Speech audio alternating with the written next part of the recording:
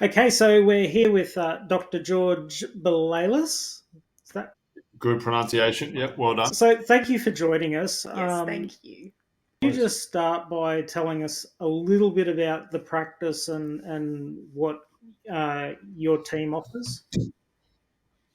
Yeah, absolutely. So I am a bariatric and upper GI surgeon. I have a completely in-house multidisciplinary team that is based in the one location. So we have dietitians, psychologists, exercise physiologists, Love that. bariatric GPs, nurses, as well as an endocrinologist, all in site on the one site, Wow. and all just for my patients to, for our patients as a clinic to follow up and look after Absolutely love pre and that. post surgery. That's really Yeah, awesome. yeah, it's fantastic. Mm. Yeah.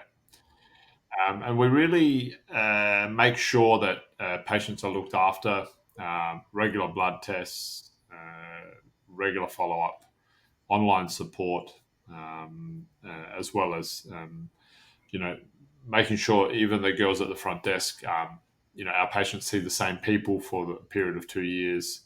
They know where to come. Yeah. They're not going around town. They're not being outsourced to other practices that don't offer inclusive services. Yeah. So we really feel that it makes a big difference for people, and they get a good journey and good follow up. Yeah, I'm glad you say regular blood tests because we've noticed on our support page that people, that they can go a couple of years and Sometimes. they're only finding out when Yeah, something's really wrong. That yeah. We it is an issue. We do go through a process preoperatively and explain why blood tests are Mhm. important, and really it's a commitment between patients and our clinic, because after surgery you have to keep going with blood tests, and sure, if your blood tests are all normal at 2 years, apologies, if your blood tests are all normal at 2 years, then um, it may be that you will then go to yearly blood tests, and those yearly blood tests may be normal, and that's fine. You can carry on with that. But until that time, I think it's really important to make sure that you do get that follow up. Particularly vitamins and minerals. That'll mean that you may have significant deficiencies otherwise, and we know that that is a risk. yeah. Yeah. So Absolutely. how often would you recommend someone have blood tests after weight loss surgery? So we go by I go by the ASMBS guidelines. So 3 monthly for the first year. Now we actually do 3 and 6 months, and then depending on the bloods, if they're tracking fine, then we'll go to 12 months. Yep. And then if they're tracking fine, we'll go 18 and then 2 years. So 6 monthly in the second year. Yep. If they're not, of course, we repeat them every 3 months until they're Yep. normalized, and then after the 2 year period, yearly. Yeah, and these are at a minimum. This is a minimum Yeah. recommendation. Yeah. That's brilliant. So obviously it's more than just oh, we've done the surgery, off you go. Um, Yeah, there are. I really struggle with that approach. It's definitely not not what we do, and I think as a surgeon, there's more to looking after people than just operating. yes. I find yes, operating is a technical skill. We have to be very proficient, and clinical outcomes are related to volume. I do a lot of these surgeries. It's all I do, and there's absolutely good evidence to show that volume relates to outcomes. However, you also have to look after people. So, Yeah. you have to see them again. You have to follow them up. When people are struggling, you have to, support them, Mm. and increase that level of support, whatever they need. I do all my, follow up endoscopies for patients if they need their gallbladder assessed and removed. I do endoscopic interventions, later down the track, whatever it may be. to make sure that people are looked after as That's well. excellent. Yeah, that's Yeah. great. It's good to see that sort of evolution, I guess.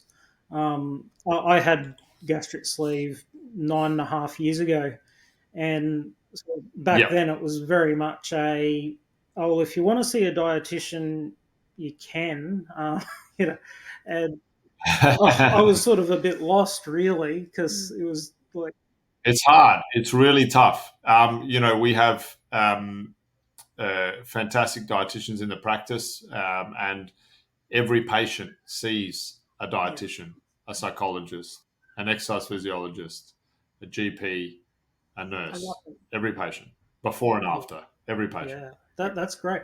So, um, with the exercise physiologist, how long have Yeah, you sort of had that as part of the program?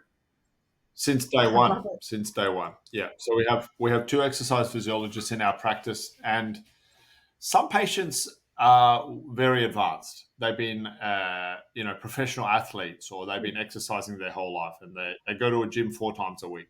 We're not trying to reinvent the wheel, and teach them things that they already know.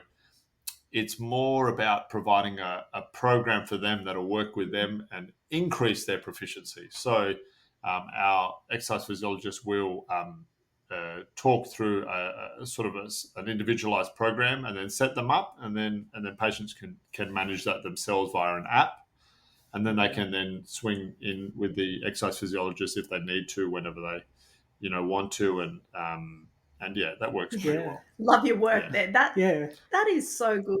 That really is. Yeah.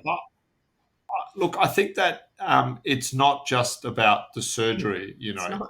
Again, yes, I do a lot of surgery. I do a good job. I make sure I have not new techniques. I liaise with other surgeons from all around the world and make sure that I'm always trying to improve what I do, not only from surgical point of view, our anaesthetists as well. We're always talking about how we can better ourselves and make sure that we're improving our yeah, outcomes. But it's also about that follow up as well, and that's so Yeah, important. it yeah. really Yeah. is. So, do you have a favorite type of bariatric procedure? Look, I am very happy with whichever procedure suits the Yeah. patient, and we discuss that. So, I would do probably 60-40 split sleeve to Hmm. bypass. I do prefer a single anastomosis bypass to a Roux-en-Y Yeah. bypass. I think it is a safer operation. I think it has better weight loss Hmm. outcomes. Yes, there's issues with bile reflux, but that is a low risk. And then those patients can be revised to a Roux-en-Y, and that's quite straightforward as well. Yeah. But in regards to the procedure, you know, um, whichever procedure suits the Yeah. patient, and we go from there. So yeah, I think I really dislike gastric bands. I have to say, and I encourage anyone with a gastric band to have it I removed. had one. I had one. I disliked them too. I'm happy to remove anyone's gastric band. No questions asked. I don't think you need that. I just think, unfortunately, people had the right intentions, and they thought it would be a safe Yeah. procedure, but I just don't think it has the long term outcomes and efficacy that we wanted Yeah. to, that we wished it did, and it really causes issues with swallowing long term. So I do think that people should have them out. Mm. Yeah, Yeah. I find it amazing that it's still done at times. it's horrifying, to be Mm. honest. Yeah, Yeah, Yeah, it really is. It was a horrible, horrible two I years of think. my life. Yeah, and I think last year there were still over 200 lap bands placed in Australia and New Zealand, and that's Wow. it's frustrating. Yeah. amazing, Yeah. Yeah. That is frustrating. amazing. So, Gosh. Now I noticed on your LinkedIn yeah, that you got a leading contributor to the bariatric surgery registry. yeah. How important So is that? that's something. Look, I think the registry has evolved Yeah. over the years, and majority of procedures done in Australia are now part of the registry. It's good to have a registry as a concept because it provides an avenue to detect any issues with a procedure early. Um, and also if there is a an issue, then it can be fed back to those surgeons quickly without having that lag period that you would have in your own practice. Yeah. I do also think it's important to capture your own data. So I do keep a prospective database myself in the practice. And I think that all surgeons should do that. It is very, it's a time consuming exercise. It's a costly exercise. It's investing in your own data points. But I think it's really important and something that I do as well.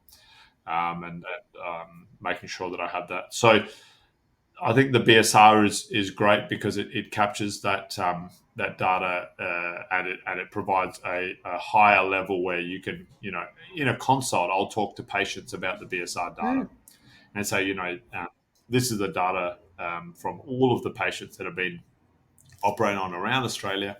These are the outcomes. This is why I think that this operation might be better for you, and that's backed up by our data. And you can talk around the possibilities, and I think that's also really important.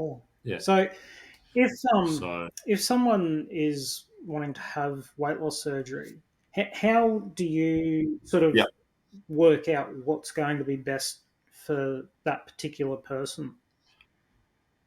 yeah. Look, it's an important question. You always start with, I always start with a consultation with myself, um, having a really good talk about, not only previous medical history, medications, etc., but also people's goals and what they want to achieve out of the process, and then a little bit about what they think. Because everybody that sees me has a friend or has seen on the internet or has read online or has probably joined your forum or whatever it may be, and has their own ideas or thoughts about what might suit them and why. And I think that's also really important. Yeah. And so we have a chat about that, go through the options. Three main surgical options: sleeve, single bypass, Roux-en-Y bypass, endoscopic. So I do endoscopic sleeve gastroplasty as well as outlet reductions, or gastric balloon, so non-invasive gastric balloon as well. So those talk around those options. Talk about medication as well as another option.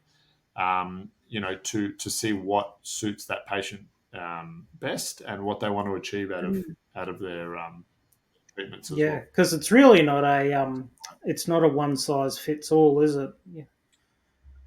Not at all. I very much try and tailor the treatment to the patient, bearing in mind there are minimum standards that I do like to make sure are provided during the treatment, and making sure that people understand, what are the expected outcomes, what are the risks and benefits. Cost is also something to factor in, So, because of health insurance and things like that as in well. your experience, which surgical option provides the highest amount of weight loss? Because it's something that is constantly Yeah. asked on our. Discuss. Absolutely. So I think look, in regards to highest amount of weight loss, a BPD or a duodenal switch is probably going to provide you the most weight loss. However, I don't provide that treatment because we know that there's a really high rate of malnutrition. Yes. And we know that patients have, on average, 3 to 4 diarrheal movements every day. Wow. And that is just not acceptable anymore. That and I don't want, and those patients need 3 to 6 monthly bloods for the rest of their life, and they will have issues with deficiencies, and so we've gone away from such malabsorptive procedures because of that, because of the severe issues with those procedures. So to answer that question, that is probably going to be the operation with the most weight Yeah. loss, but at what cost? Yes. So I think it's always a benefit and risk discussion. So I think, and this is where the SADS, so the procedure that's been discussed a lot lately and is slowly increasing Yes. in Australia. Um, where does that fit for me? I think I don't provide that procedure as an option for patients because I don't see a significant benefit currently compared to a single bypass. Okay. Um, and it may provide a few percent more total body weight loss than a single bypass. However, at risk of higher percentage of issues Mm. long term. So you always have to balance the risks and the Yeah. benefits. It comes back to And that I quality think of that life, doesn't it, too? We quality of life, it's not just about the weight. It's really not just about the weight. Body composition is a really important thing. We use body composition assessments at every dietitian appointment because I think it's also another metric that is important. It's not just about height and Mm. weight. It's not just about the numbers. It's also how you feel, how you're I love that. tracking. How's your Yeah. quality of life. All of these things come into play as well, and I think that's so important, and that's why I don't necessarily think that you know absolute total body weight loss is the you know number one and only metric to think about. Mm. Yeah, that's Yeah, great because I mean, well, I guess for most of our lives we've sort of had it drummed in that it's the numbers on the scale or the tape measure that matter. yeah. Well, this is the thing, and it becomes a bit of a vicious cycle as well. If you're thinking about one number, then that's going to become a little bit of an issue, and you may become obsessed about one number, and then disheartened when that one number doesn't move as Yeah, well. People come in and say, "Oh, I've only lost X amount of weight," and you look at their composition, and they've gained a lot of muscle and lost quite a lot of Mm. fat. That's fantastic. That's even better in my Yeah. yeah, in my mind. I really love that. yeah, So yeah. It's really uh, sort of patient centered then, isn't it? I think so. I mean, BMI has been in the media recently getting a bad Yeah, rap, and I agree. I agree to a Mm. point. yeah, Yes, BMI is not perfect. It never was meant to be. It's a guide. yeah, And it's a good starting point because it provides you with a guide as to what type of treatment may be beneficial. And it's supported by a lot of literature and previous studies. But then you've got to look at composition, DEXA scans, body composition Yeah. scales, blood tests, comorbidities to provide you a more complete assessment of a patient and their progression, Mm. through treatment. So yes, it's not perfect, but it's not so bad. yeah. So, Yeah. I think that's what it comes down to sometimes. So, yeah. Do you Yeah. think that we're going to start seeing more like DEXA scans and that sort of stuff? Over the next few years. Pre and post op. Yeah, as people are sort of Yeah, moving look, away I mean, from just jumping on the scales and I think the scales alone are probably not enough, by themselves. I think definitely, the body composition scans that we use in the rooms are great, and they provide a very accurate progression. The numbers may not perfectly line up to a DEXA scan because the DEXA does take into account more variables and is a little bit more Mm. accurate, and it's really the gold standard. But as a progression over time, the scales are fantastic and provide a really good assessment for patients, and we do that already. yeah, And patients get a DEXA scan at 2 years. Look, it would be great to have one, even every 6 to 12 Yeah. months, but there's cost and Yes. access as a Absolutely. factor, of course. yeah, yeah. Um, So, Um, but I think they're really useful. Mm. I saw you've been doing some robotic surgery. Um, I, I'm really interested in that because I had a back surgery a few years ago, and Yeah. the doctor used an O arm, and I was like one of the Yes. first people in on the Sunshine Coast to have Yeah. surgery like that. And it was pretty cool. But yeah, so when I saw that you've been doing robotic and the endoscopic sleeve as well, these sorts of procedures, they're really innovative. Yeah, absolutely. I think it's so important to continue to evolve, Love it. continue to Yeah, innovate.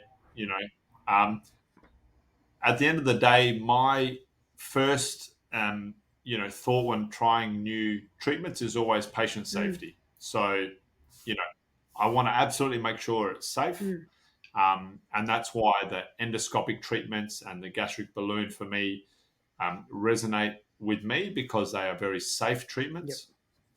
And then working on the efficacy and the suitability for people and trying to figure that out, I think is the second and third part of the plan.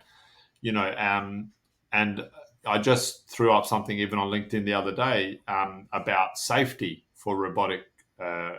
procedures and the fact that the safety is not there for particular procedures.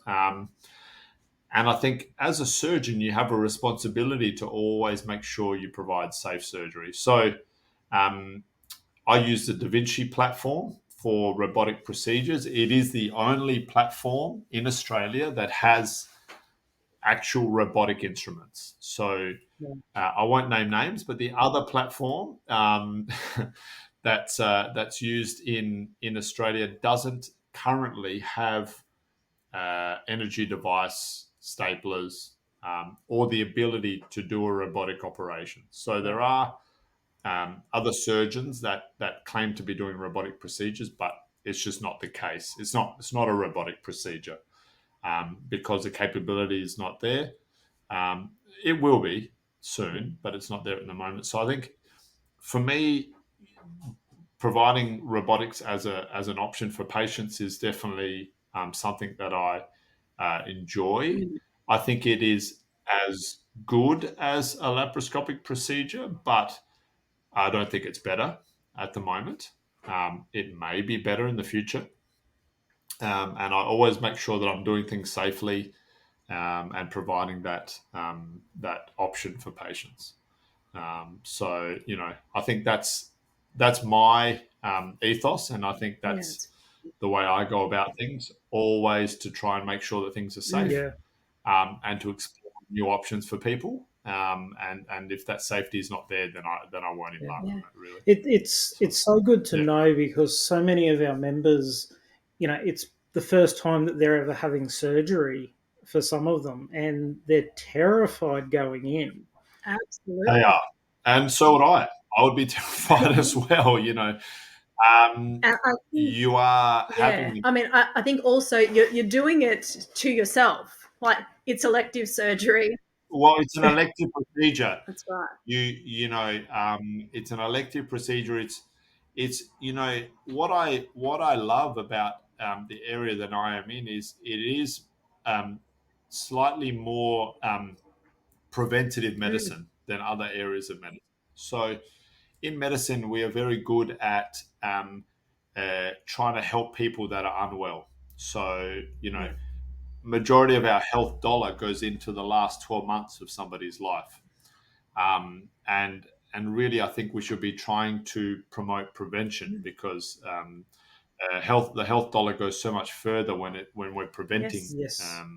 condition and providing preventative treatment. And I think that's what is one of the fantastic opportunities in what I do is there is a lot of preventative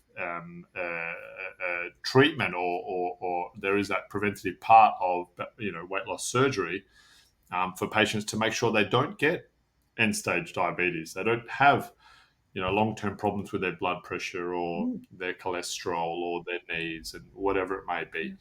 Yeah. Um, but at the same time, that does mean that people are a little bit scared, Yeah. because it's understandable. They're having a preventative, operation in a way sometimes. So, yeah, always have to think about that. Yeah. So I did a little bit of reading on the endoscopic sleeve, and Yeah, so yeah, I just think that's amazing how you can perform a surgery like that without sort of making incisions in people. it's fantastic. Look, Damien, I will say it is not surgery, so it is not going to provide you with 30 to 35% total body weight Right. loss. And I tell people this: it's 15 to 20% Mm-hmm. in clinical trials. Yeah. There's 3-year outcomes for good weight loss outcomes, and it's very safe. Yeah. It's not going to provide you with 30 to 35%, and we don't have the 10 to 20-year outcomes that we do for surgery. So, you know, I always make sure the patients are aware of Yeah. that because it is a different treatment. However, it is very safe. It's not an operation. People are, out of hospital within 24 hours. They're back at work within a few days. Yeah. Yeah, Yeah. yeah. It's very different. Yeah, it's great. Yeah. I guess for someone that may be high risk going in, if they were Yeah, going to have surgery, they could have that to get some of the weight down, make things safer. absolutely. Or yeah, or some people who just do not want an Yeah. operation, Mm. or don't qualify for an operation, and that's fine. Yeah. Yeah, Yeah. Wow. but I think options are important, and there is not one size fits all for people, and I think it's important to provide those options. The endoscopic treatment is a technical procedure. It's not that easy to perform, and it's something that I'm continuing to evolve and make sure that I liaising with others overseas. It is still in its relative infancy about the technical considerations, and I think it's another great option for people. Yeah. Yeah. Yeah. Um, So with the so we get asked a question that comes up a lot is about the balloon, and I saw with the Aluron and everything, and I was like, well, who better to yeah, ask than someone who knows? So, can you tell us a bit about yeah. the balloon? Look, it's great. I was fortunate to place the first Illyrian balloon in Australia around July 2021. I've placed more Illyrian balloons than anyone else in Australia to date, and close to 400 now. And our team really looks after people for that. Um, it is 10 to 15% total body weight loss. So again, it's not surgery um, over that 4-month period. And, at 1 year, majority of the weight stays off. Wow. Really? But Wow. yeah, but again, it is not surgery. And we have to be mindful that, um, you know, for patients who, so the indications in Australia are from a BMI of 27 to 40. Okay. And we discuss the risks and benefits and what would be suitable for people. But I think it's a great opportunity to improve on your routines and get that weight off. And it really teaches positive relationship with food. And you go through and talk to our dietitians and work through that support and working with the balloon. It's very safe. I've had no issues other than having to remove it early because patients don't tolerate it, but that's an endoscopy. So there's been no issues with needing to have any operations or any issues with the patient. So, it is very safe. People get good results, and it's, supported by clinicians in our practice. So, I think it's a good option for people. Yeah. Yeah. I mean, so it sounds like it gives people the time to make those lifestyle changes and stuff that need to be Correct. made.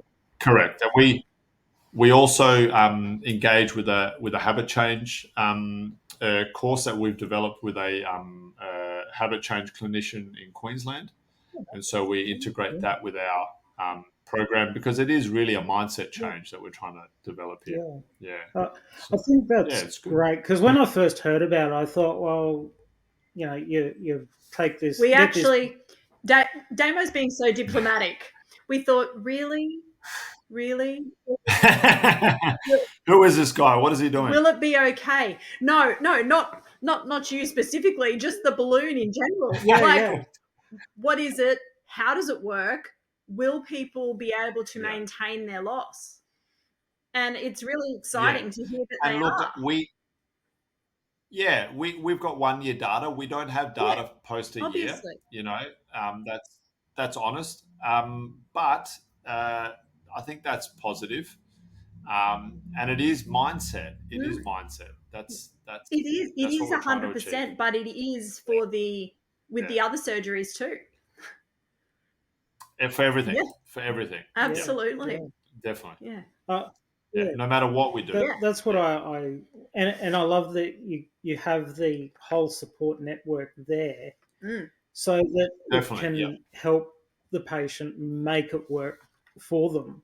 Because I think if it was just something that you swallowed and okay, go away, I'll see you in 4 months and get it taken out, then the weight is going to come back on. Again, like all treatments, you need that support. You do.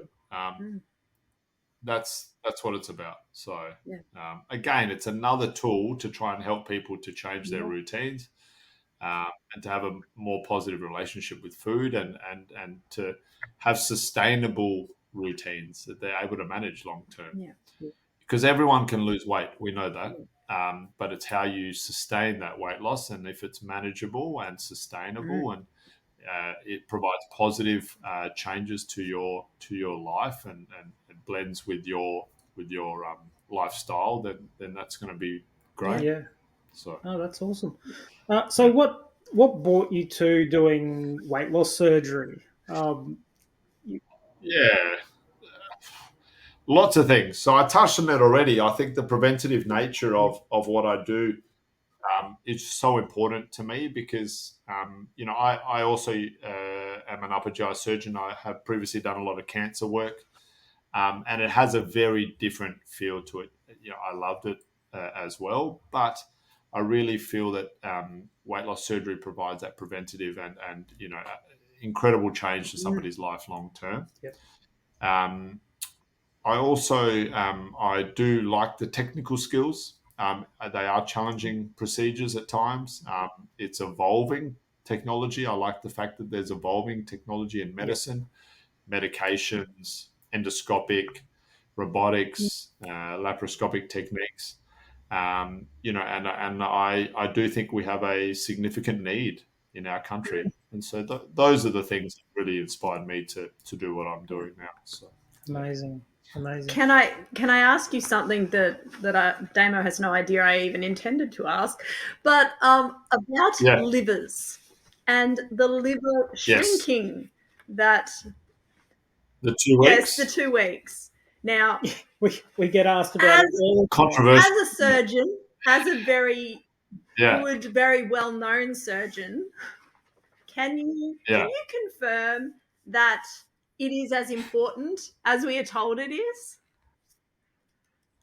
I think it is. It is. I think it is. I think it is important, but for some people more than others. Okay. I think that yes, it is important for everybody. But the change it will make varies as well. Okay. So if somebody has severe fatty liver disease, then that will make a significant difference to the elasticity of the liver, and if they have an enlarged liver, then that will assist with the operation. If a patient is otherwise has a normal liver, then the difference that makes will be less.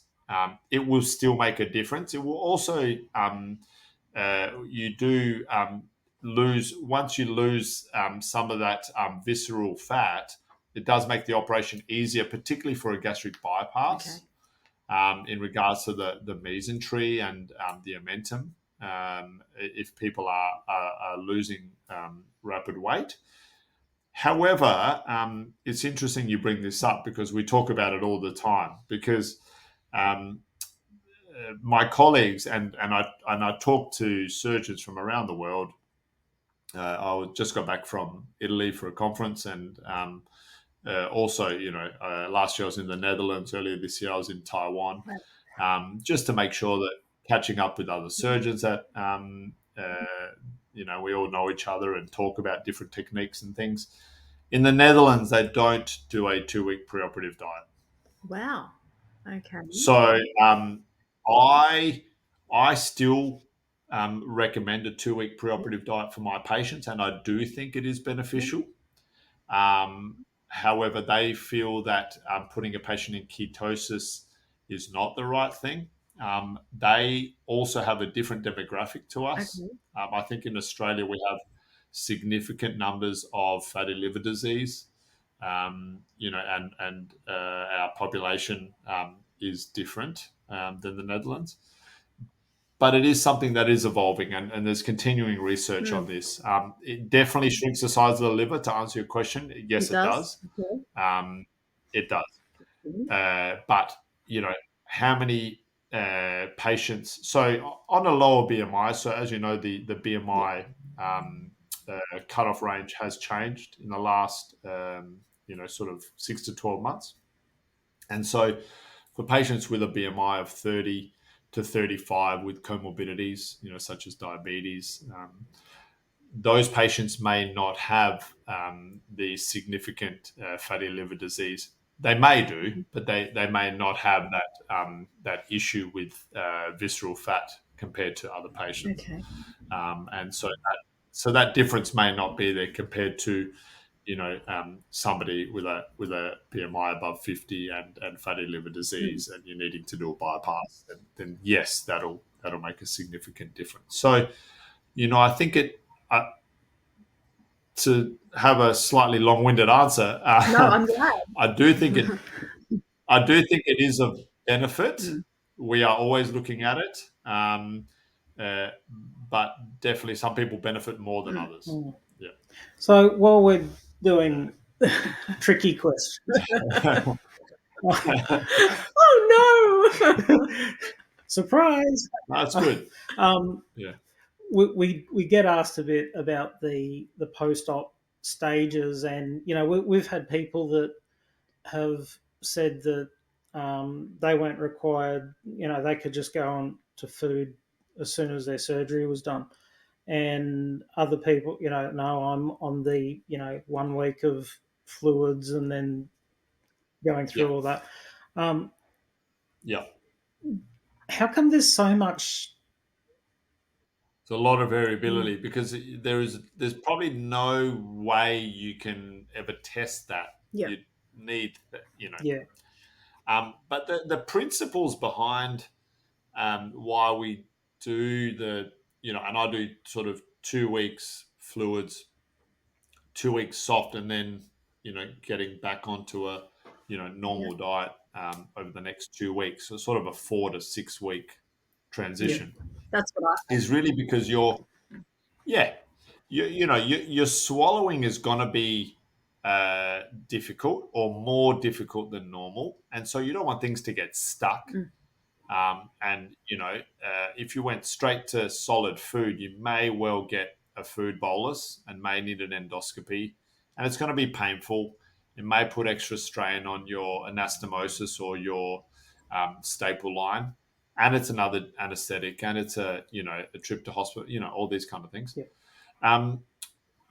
Also people are still healing, and we don't want any extra pressure on an anastomosis or a staple line. And we do, at 6 weeks, 90% of the healing has been done. So for me, 6 weeks is quite an important timeline, and it's something that I always try and think about in my own mind. Yeah. So they're the rough principles, and look, people do different things based on that, but I think they're the principles behind it. It really does vary. It varies so much. Yeah. there's probably more variability than I think, than I imagine, out there, and you may know more about that probably from patients having a talk in your support group. Yeah, But well, I mean, probably yeah, just today we have a chat that's got a lot of people in it that have just had surgery in September, and the amount of yeah, differences in their difference. post-operative It's instructions very is interesting. just incredible. Yeah, So yeah, it's just there you one of go. those very interesting questions to us.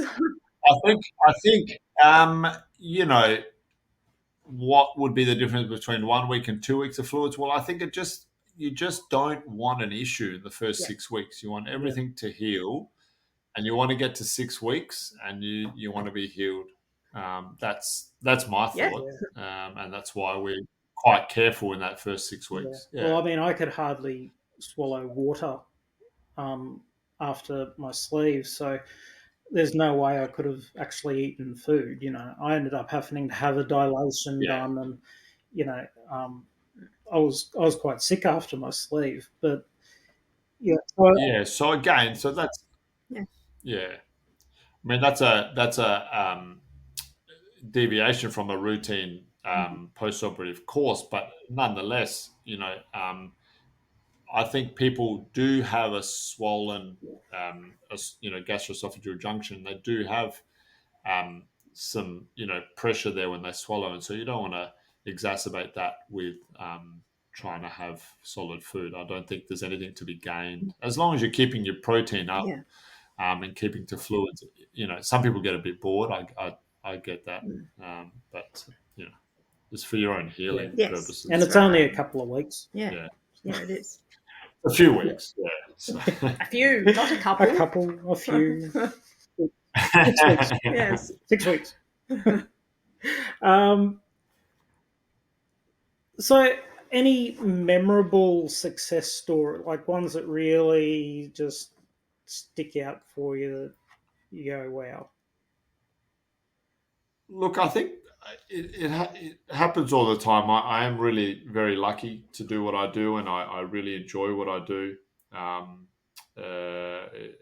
always happy to be at work and seeing people and operating, and it never gets tired, or I'm never finding anything too difficult. And I think for me, that's the real success, or the real win, is the fact that I'm able to do what I really enjoy and provide people with a good opportunity to improve their health, and get good outcomes for them. We've had patients lose over 100 kilos in a year, and all these kind of things, and run marathons, which is incredible. I don't know. I mean, I can't run a marathon, and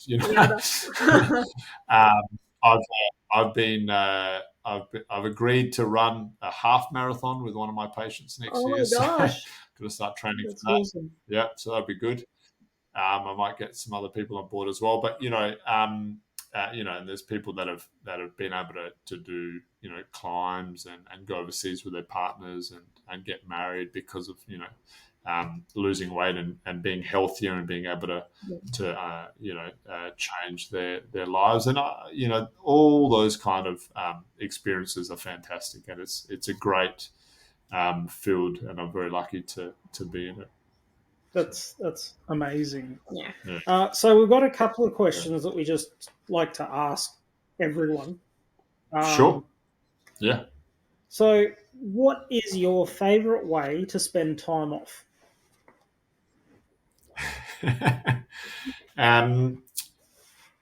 So I try not to work weekends, and I've got 3 young boys, and so I really enjoy the simple things. Yeah. Going to the park, kicking a soccer ball. Love it. Having a coffee. Yeah. Grabbing a coffee, grabbing a kick with the boys. Isn't being a parent of sons just like I have 4 boys and they're amazing. Oh wow, there you go. I'm not having any more. Yeah. So I'm done at You're done? 3, so. You guys are done? I've got one sulky female. You've got one beautiful daughter. occasionally she comes out of the room and grunts.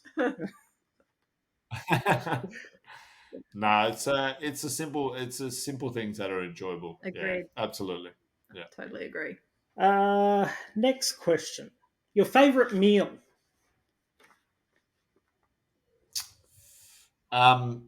Good question. I think for me, it's a steak. Yep. Yes. Yeah.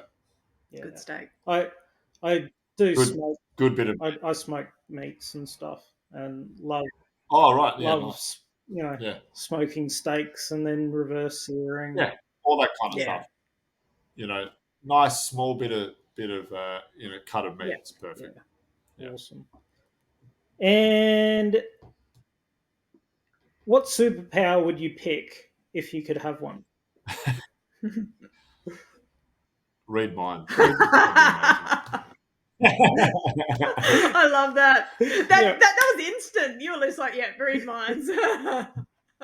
Yeah, I've thought about that before. Yeah, you can tell. You can tell. It just there was a movie. I can't remember the name of it. Where I feel like it's Mel Gibson, but I'm not sure. He could read women's minds. What women want? Incredible. Is it? Yeah, mate. I can't remember the name of it. Yeah, I have.